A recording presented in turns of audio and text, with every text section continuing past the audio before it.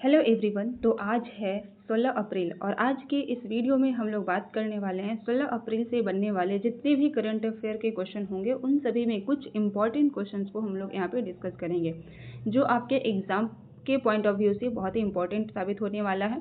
तो आप लोग इस वीडियो को लास्ट तक जरूर देखिएगा। और अब शुरू करते हैं हम लोग अपने पहले क्वेश्चन को और आते हैं अपने पहले क्वेश्चन की तरफ। और क्वेश्चन में आपसे पूछा जा रहा है कि अभी DRDO के द्वारा SU यानी कि सुखोई 30 MKI विमान से लंबी दूरी के ग्लाइड बम गौरव का सफल परीक्षण किया गया है। आपको बताना है, सॉरी इसका आंसर क्वेश्चन थोड़ा सा गलत हो गया। यहाँ पे पूछा जा रहा था कि इसका जो है इसको किसके द्वारा बनाया गया, जो ग्लाइड बम गौरव है इसको किसके द्वारा बनाया गया है। तो इसको बनाया गया है DRDO के द्वारा। ठीक है, थोड़ा सा क्वेश्चन के टाइपिंग में मिस्टेक हो गया है, तो इसको बनाया गया DRDO के द्वारा। इसका सही आंसर हो जाएगा। यहीं भी बात करें HAL की, तो HAL जो है आपका हिंदुस्तान एरोनॉटिक्स लिमिटेड हो गया। DRDO यानी कि defence research and development organisation. वहीं पे इसरो की बात करें तो ये हो गया इंडियन स्पेस रिसर्च ऑर्गेनाइजेशन। ठीक है, इसको बनाया कब गया था, तो 15 अगस्त 1969 ईस्वी को इसको बनाया गया, जिसका हेडक्वार्टर आपको देखने को मिलेगा बेंगलुरु में। बेंगलुरु कर्नाटक में इसको हेडक्वार्टर आपको देखने को मिलेगा। यहाँ पे प्रेजेंट टाइम के जो अध्यक्ष हैं वो कौन है, B नारायणन इनके अध्यक्ष हैं। वहीं पे अगर हम बात करें DRDO की, तो DRDO को कब बनाया गया था, तो 1 जनवरी 1958 को इसको बनाया गया था। और इसका जो हेडक्वार्टर आपको देखने को मिलेगा ये हो जाएगा आपका न्यू दिल्ली, इसका हेडक्वार्टर देखने को मिलेगा। यहाँ पे जो प्रेजेंट टाइम के चेयरपर्सन या फिर अध्यक्ष हैं वो हैं B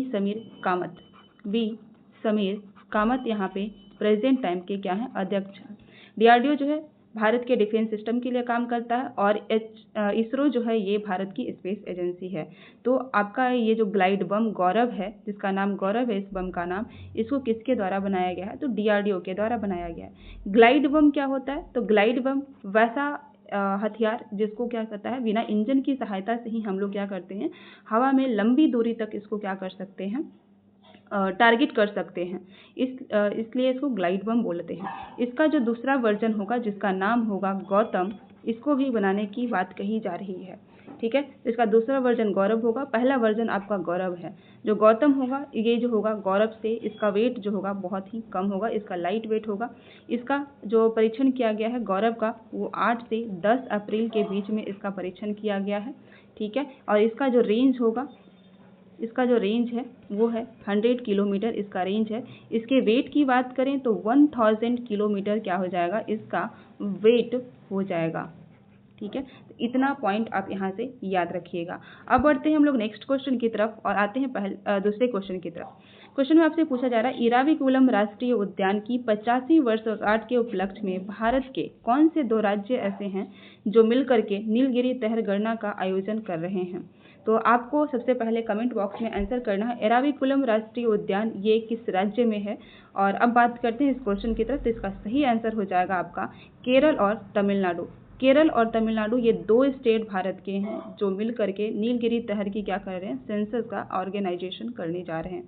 ठीक है, जो नीलगिरी तहर है ये तमिलनाडु का क्या है, राष्ट्रीय पक्षी है। तमिलनाडु का क्या है, राष्ट्रीय पक्षी, सॉरी पक्षी नहीं, यस राष्ट्रीय पशु है। ठीक है, नीलगिरी तहर क्या है, यहाँ का राष्ट्रीय पशु है। ठीक है, अगर हम नीलगिरी तहर की बात करें तो इसके संरक्षण के लिए जो है, इसके संरक्षण के लिए एक प्रोजेक्ट को चलाया जा रहा है जो कि 2022 से 2027 तक का टारगेट रखा गया है इस प्रोजेक्ट को, कि 2022 से 27 तक के बीच में जो है नीलगिरी तहर के लिए क्या किया जा रहा है, एक प्रोजेक्ट चलाया जा रहा है ताकि इनको कंजर्व किया जा सके। नीलगिरी तहर दिवस की बात करें तो इसके लिए जो दिवस सेलिब्रेट किया जाता है वो है 7 अक्टूबर। नीलगिरी के लिए जो दिवस सेलिब्रेट किया जाता है वो क्या है, 7 अक्टूबर। ठीक है, चलो अब आगे बात करते हैं और आते हैं अगले क्वेश्चन की तरफ। और क्वेश्चन में आपसे पूछा जा रहा है अंतर्राष्ट्रीय solar alliance ISA international solar alliance के साथ कंट्री पार्टनरशिप फ्रेमवर्क CPF पर हस्ताक्षर करने वाला पहला अफ्रीकी देश कौन है। इंटरनेशनल सोलर अलायंस की बात करते हैं तो यहाँ पर जो है एकमात्र ऐसा ऑर्गेनाइजेशन जिसका हेडक्वार्टर आपको कहाँ पे देखने को मिलेगा, तो इसका हेडक्वार्टर आपको देखने को मिलेगा गुरुग्राम में। एकमात्र ऐसा ऑर्गेनाइजेशन जिसका हेडक्वार्टर आपको भारत में देखने को मिलता है। इसको बनाया किसके द्वारा गया है? तो भारत और फ्रांस के साथ में मिलकर के इसको 2015 ईस्वी में बनाया गया था। इसमें कुल कितने कंट्री हैं? तो इसमें कुल 122 देश हैं। इसके प्रेजेंट टाइम के जो अध्यक्ष हैं वो हैं आशीष खन्ना जी। कौन? आशीष खन्ना जी इसके प्रेजेंट टाइम के अध्यक्ष हैं। इनके द्वारा जो है एक और आप बोल सकते हो ऑर्गेनाइजेशन या फिर एक संस्था बनाई गई है जिसका नाम है कंट्री पार्टनरशिप फ्रेमवर्क। इसमें जो है क्या किया गया है? पहला वैसा अफ्रीकी देश जिसने इस पे हस्ताक्षर किया है वो है मॉरिशस। कौन? मॉरिशस है। ठीक है, मॉरिशस जो है इसमें क्या किया? हस्ताक्षर करने वाला पहला अफ्रीकी देश बन गया। इससे पहले बांग्लादेश, अगर पूरे विश्व की बात करें तो इससे पहले कौन है? बांग्लादेश, भूटान और क्यूबा। और क्यूबा के बाद जो है ये चौथे नंबर पे है। लेकिन अगर हम अफ्रीकी देश की बात करें तो अफ्रीकी देश में ये पहले नंबर का कंट्री है। ठीक है, चलो आगे बढ़ते हैं और आते हैं अगले क्वेश्चन की तरफ। क्वेश्चन में आपसे पूछा जा रहा है sky trucks world airport award 2025 के अनुसार लगातार 13वीं बार विश्व का सर्वश्रेष्ठ हवाई अड्डा इनमें से कौन सा है? तो वो है सिंगापुर चांगी अंतर्राष्ट्रीय हवाई अड्डा। ये जो है स्काई ट्रक्स के द्वारा एक रिपोर्ट जारी किया जाता है। उसमें जो है 13वीं बार विश्व का सर्वश्रेष्ठ हवाई अड्डा का दर्जा सिंगापुर चांगी एयरपोर्ट को मिला है। वहीं पर सेकेंड पर ये दोहा का हमाद अंतर्राष्ट्रीय हवाई अड्डा है। अगर हम बात करें बेंगलुरु कैंपागोड़ा की, यानी कि ये जो है कर्नाटक में ये एयरपोर्ट है, इसकी बात करें तो इसका नंबर है 48 नंबर पे है।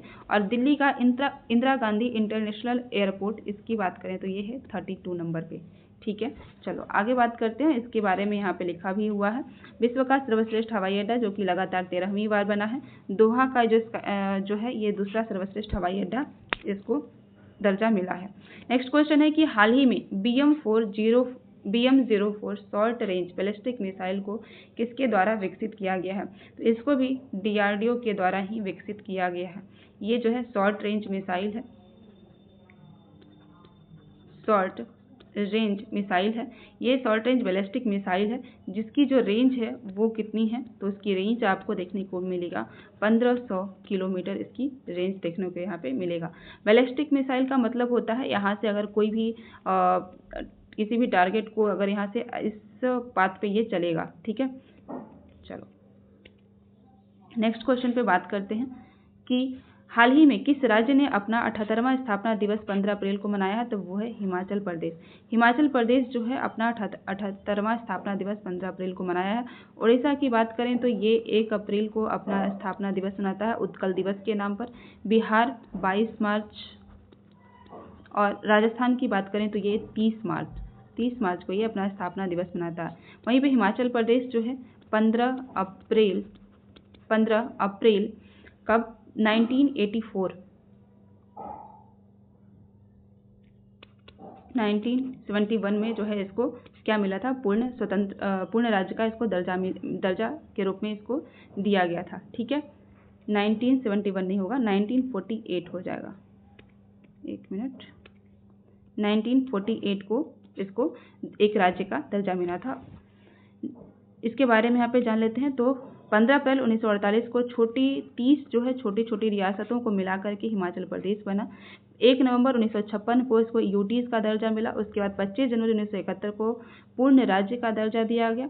अभी जो है क्या किया गया? हिम परिवार नामक एक पोर्टल को लॉन्च किया गया है यहाँ के सरकार के द्वारा, जहाँ पर 300 से अधिक नागरिकों को सरकारी सेवाओं को डिजिटल रूप से पहुँच उपलब्ध कराया जाएगा इस पोर्टल के माध्यम से, ताकि पारदर्शिता को बढ़ाया जा सके और समय की बचत की जा सके। हिमाचल प्रदेश की जो सीमा है, उत्तर में जम्मू कश्मीर है, पश्चिम में पंजाब है, दक्षिण में हरियाणा है और दक्षिण पूर्व में उत्तराखंड आपको देखने को मिलेगा।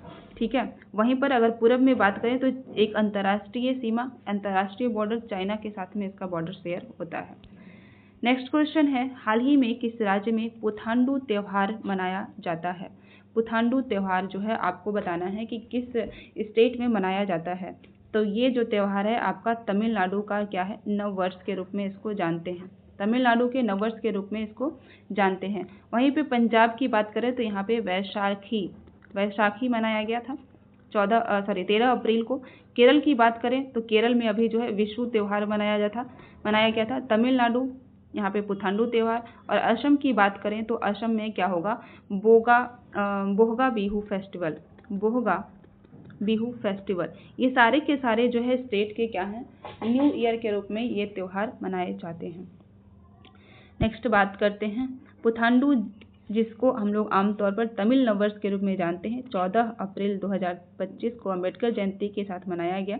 ये जो है तमिल कैलेंडर का पहला दिन है। इसका सांस्कृतिक महत्व बहुत ही अधिक है। तमिल कैलेंडर के हिसाब से ये पहला दिन है। नेक्स्ट क्वेश्चन है, कुमुदनी लाखिया का हाल ही में निधन हो गया है। यह किस क्षेत्र से संबंधित थे? तो इनका जो है अभी रिसेंटली क्या हुआ है, निधन हो गया है। इनका संबंध जो है कथक से है। कथक जो है यूपी का क्या है, एक शास्त्रीय संगीत या फिर आप बोल सकते हो कि क्लासिकल डांस फॉर्म है। कहाँ का? यूपी का। ठीक है। भारत में कुल 8 शास्त्रीय संगीत क्लासिकल डांस है और जिसमें से एक है कथक, जो कि कहाँ का है, यूपी का है। तो ये जो कुमुदिनी लाखिया है, जिनको आप बोल सकते हैं, इनका जो निक नेम है वो कुमीवेन है। कुमीवेन के नाम से भी इनको जाना जाता है। इनका 4 इयर्स में इनका क्या हुआ, निधन हुआ है। और ये कहाँ से बिलोंग करती हैं? तो ये गुजरात से बिलोंग करती हैं, गुजरात के अहमदाबाद से। ठीक है। इनको बहुत सारे अवार्ड भी दिए जा चुके हैं, तो इनके बारे में यहाँ पे जानते हैं। कुमुदिनी लाखिया, जिनको प्यार से कुमीवेन कहा जाता था, इनका जन्म जो है 17 मई 1930 ईस्वी को अहमदाबाद में हुआ। शुरुआत में ये जयपुर घराना है, उनके जो पंडित सुंदर प्रसाद हैं, उनसे इन्होंने क्या लिया, ट्रेनिंग लिया। इनको पद्म विभूषण अवार्ड 2025 में दिया, जो कि भारत का दूसरा सबसे बड़ा नागरिक अवार्ड है। पद्म भूषण 2010 में दिया, जो तीसरा सबसे बड़ा नागरिक अवार्ड। और 1987 में इनको पद्मश्री भी मिल चुका है, जो कि चौथा सबसे बड़ा नागरिक अवार्ड है। इनको संगीत नाटक अकादमी अवार्ड भी दिया जा चुका है 1982 में। कालिदास सम्मान 2002 और 3 में दिया गया है, जो कि मध्य प्रदेश सरकार के द्वारा यह दिया जाता है। जो 8 क्लासिकल डांस है, उनमें से कुचिपुड़ी, जो कि आंध्र प्रदेश का है, भरतनाट्यम तमिलनाडु का है, मणिपुर का है, सतरिया डांस फॉर्म असम का है, ओडिसी उड़ीसा का है, मोहिनी अट्टम और कथकली ये केरल का है। और एक आपका हो जाएगा यूपी का कथक। क्या? यूपी का कथक। ठीक है। तो ये 8 डांस फॉर्म जो कि क्लासिकल डांस फॉर्म है, उनके बारे में मैंने आपको यहाँ पे बता दिया। अगला क्वेश्चन है कि हाल ही में खेलो इंडिया यूथ गेम्स 2025 का शुभंकर को लॉन्च किया गया है। आपको बताना वो शुभंकर का नाम क्या है। तो उस शुभंकर का नाम क्या है ये बताना है आपको। तो उसका नाम यहाँ पर हो जाएगा गज सिंह। क्या नाम हो जाएगा? गज सिंह इसका नाम हो जाएगा। अगर हम बात करें खेलो इंडिया यूथ गेम्स की, तो इसको शुरू किया गया था 2018 ईस्वी में। कहाँ से? न्यू दिल्ली से। ठीक है। इससे पहले 2024 का जो आपका खेलो इंडिया यूथ गेम्स हुआ है, जो उसका शुभंकर की बात करें तो उसका शुभंकर कौन हो जाएगा? तो ये हो जाएगा वीर मंगई। ये 2024 का शुभंकर रहा। और 2025 में है गज सिंह, जो कि हाथी और सिंह दोनों के क्या है, कॉम्बिनेशन से बनाया गया है। अगर हम यहाँ पे बात करें उज्ज्वला, जो आपको दिख रहा है, ये हो गया खेलो इंडिया पैरा गेम्स 2025, जिसका आयोजन न्यू दिल्ली में हुआ था। और ये दूसरा संस्करण था जिसमें हरियाणा टॉप पे रहा। इसका ये क्या है, शुभंकर है। यहीं पे बात करें मौली की, तो जो 38 नंबर का नेशनल गेम्स हुआ था, जिसका आयोजन उत्तराखंड में हुआ, उसका शुभंकर क्या रहा था? मौली रहा था। ठीक है। तो इसका राइट आंसर हो जाएगा ऑप्शन नंबर ए, गज सिंह, जो कि हाथी और शेर के क्या है, कॉम्बिनेशन से बनाया गया है। 4 से 15 मई तक खेलो इंडिया यूथ गेम्स 2025 के 7वें संस्करण का मेजबानी जो है बिहार के द्वारा किया जाएगा। ये बिहार के 5 शहर पटना, गया, राजगीर, बेगूसराय और भागलपुर में इसका आयोजन होगा। खेलो इंडिया का शुभंकर गज सिंह होगा, जो कि हाथी की शक्ति और शेर के दिल का प्रतीक है। ठीक है। चलो आगे बढ़ते हैं और आते हैं अगले क्वेश्चन की तरफ। और क्वेश्चन में आपसे पूछा जा रहा है, हार्ट लैम्प पुस्तक, जिसको अभी अंतर्राष्ट्रीय बुकर पुरस्कार के लिए शॉर्टलिस्टेड किया गया है, जो कि पहली जो है कन्नड़ भाषा की ये क्या है, पुस्तक है, ये किसके द्वारा लिखी गई है? तो ये लिखी गई है बानू मस्तक जी के द्वारा। ये हैं बानू मस्तक, इनके द्वारा जो है इस पुस्तक को लिखा गया है और इस पुस्तक को शॉर्टलिस्टेड किया गया है अंतर्राष्ट्रीय बुकर पुरस्कार के लिए। सेन वाटसन की बात करें तो इनकी जो पुस्तक है द